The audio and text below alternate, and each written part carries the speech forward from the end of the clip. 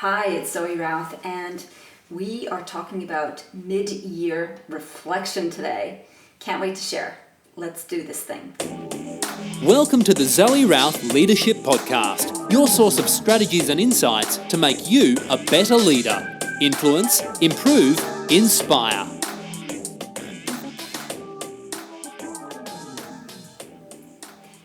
Hey, it's middle of the winter here in Australia.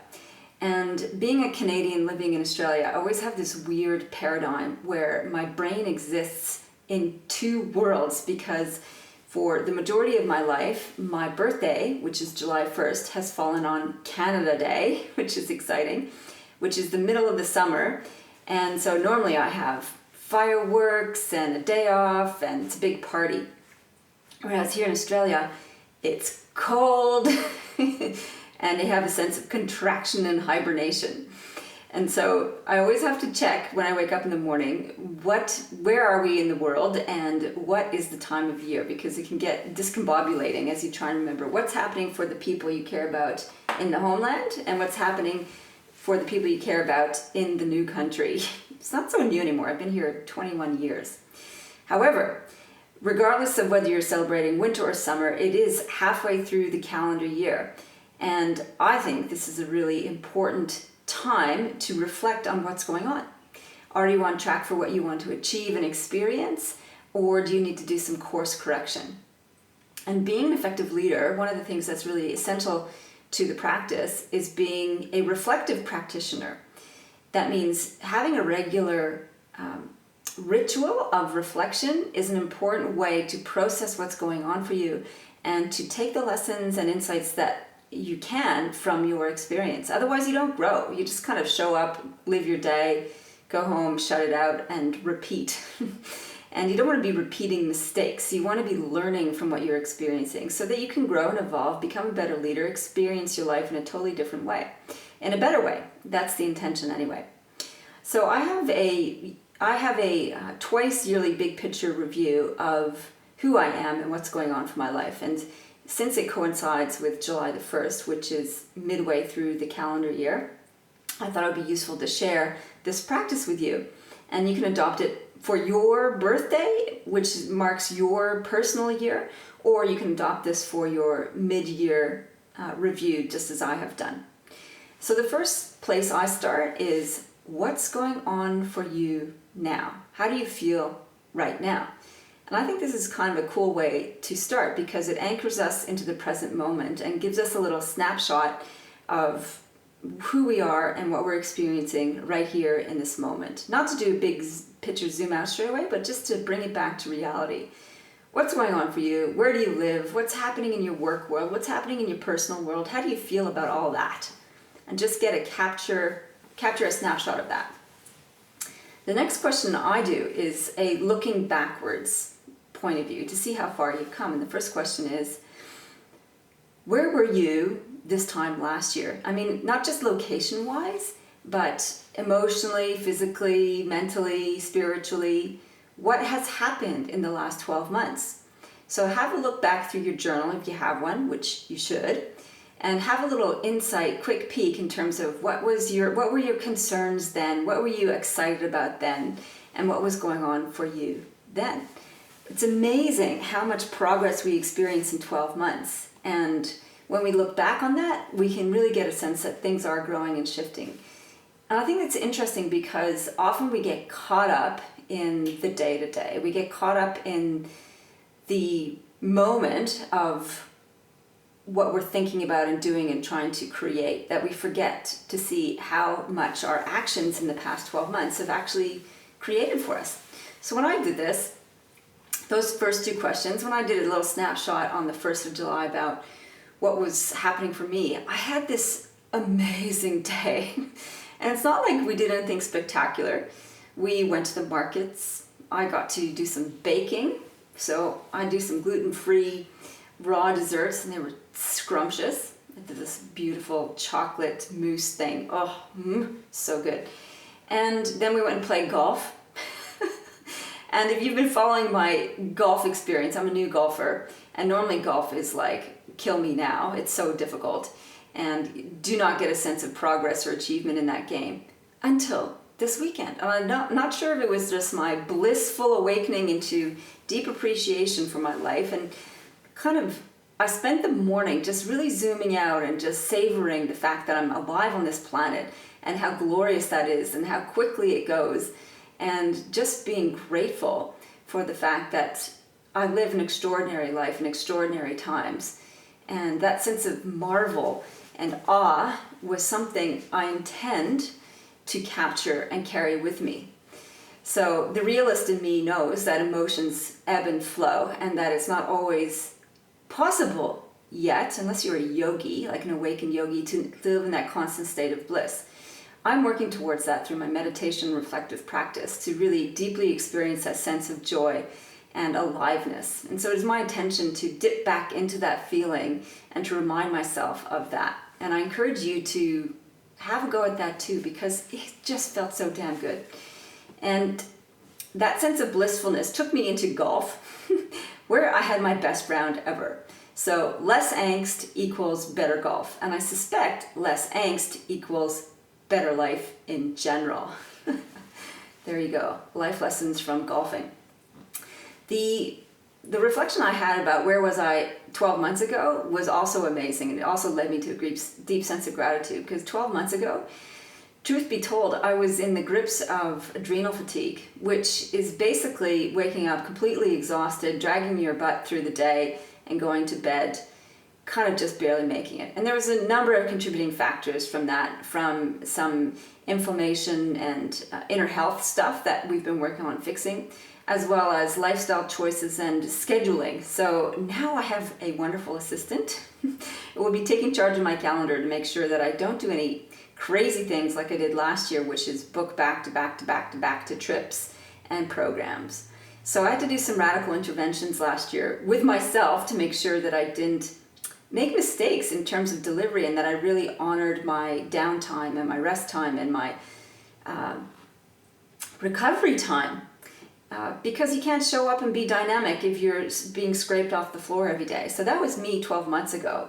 And so, yeah, I'm so grateful for the progress I've had in 12 months. I actually went for a run yesterday, the first race I've actually been in the last 2 years. And it was so awesome. Not that I did a great time, and I didn't even care. It was the fact that I could get out, run around the bush, and feel good at the end of it. Whereas 12 months ago, all I could manage really was a few minutes of walking. I could go out into the bush and walk, and then that was enough, because I'd be starting to yawn by 10 a.m. kind of stuff. So lots of progress in 12 months. I'd love to hear what you have experienced in the last 12 months. And some people may have had a brilliant year, and some people may have had a really difficult year. And there are gifts in both. And unless we reflect on that, we don't capture that. So make sure you go and do capture the gifts that you've had over the last 12 months. The next piece of reflection is, where were you 10 years ago? So whoop, zoom backwards. For me, that was, well, for all of us, that was 2007. What was happening for me in 2007? It had been 2 years since my cancer treatment. So still recovering and processing from chemo and surgery. And we had just started our IVF journey, which did not result in children, though I didn't know it at the time. It was a time of great uncertainty, great hope, great confusion, just not knowing which way our lives would head. Would it have children in it? Would it not have children in it? And I was also rebuilding my business after having had to take some time off through the cancer treatment. So there was so much uncertainty and doubt and fear all wrapped into one. And I just remember that time as just every day getting up going, I don't know what to do, I don't know where to go, I don't know what's going to happen, and just persisting with hope that things would work out okay. And doing everything I could to facilitate the outcome I wanted, i.e. have a baby and make my business work. The thing is, didn't have a baby, and my business didn't work that well 10 years ago. And it was also a period of great disappointment in my life. So 10 years ago was hard. It was really hard. And I think looking back at that was it's important not to just go back and wallow and go, ugh. but to look at the lesson and the insight from there. And I think the insight looking at that period of life for me was to know that whichever way the doors opened or closed for me, that things worked out better than I could have expected. And that there was no need to be so gripped by doubt and uncertainty.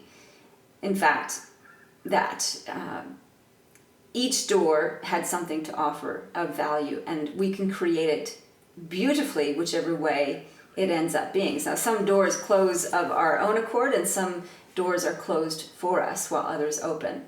Whichever way it happens doesn't matter, because you can make it great no matter which way it happens.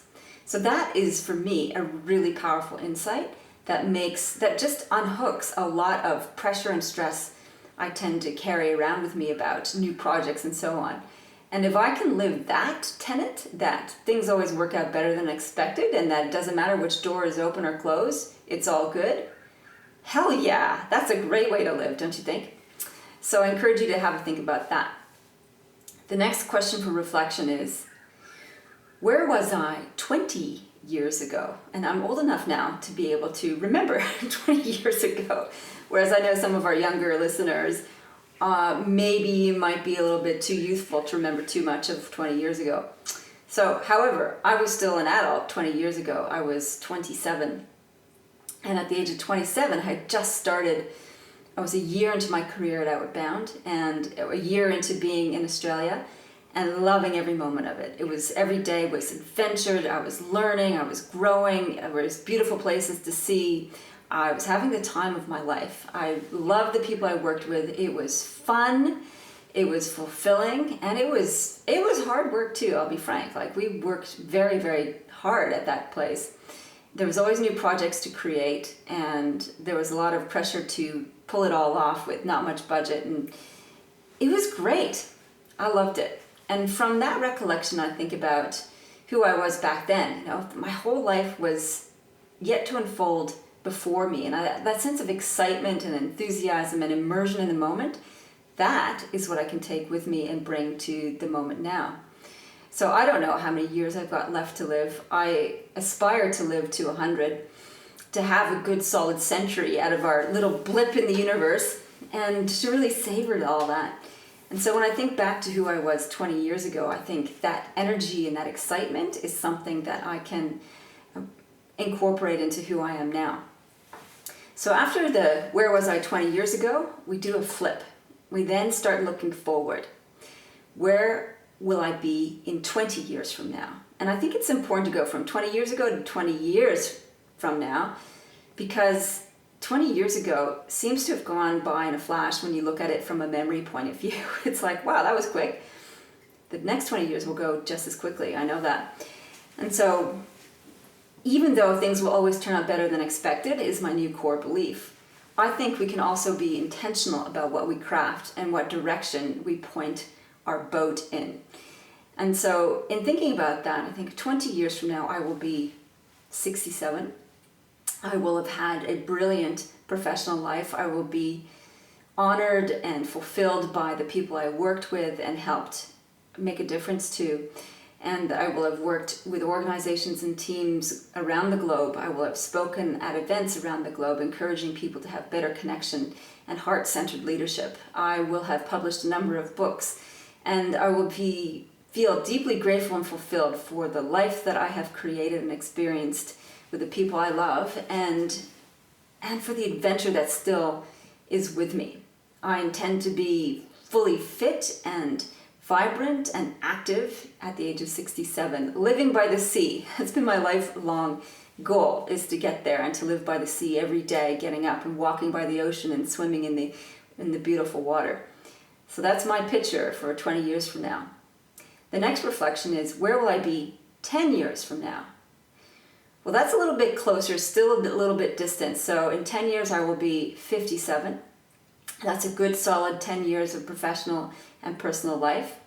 I will have worked with groups offering them amazing experiences in beautiful locations, in wilderness adventures, helping them co-create and experience a great learning opportunity with each other in support of each of their professional careers and with my own.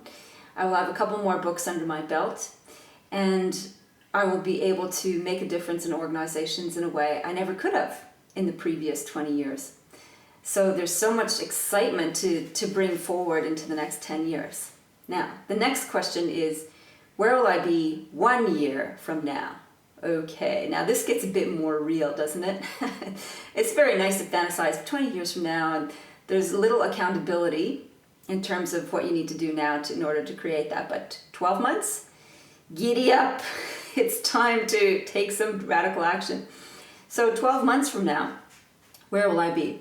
I will have run 5 different Leaders Edge mastermind programs. So that's 5 groups of leaders coming together in extraordinary places to expand their leadership thinking, connect deeply with each other, and support each other on their leadership journeys.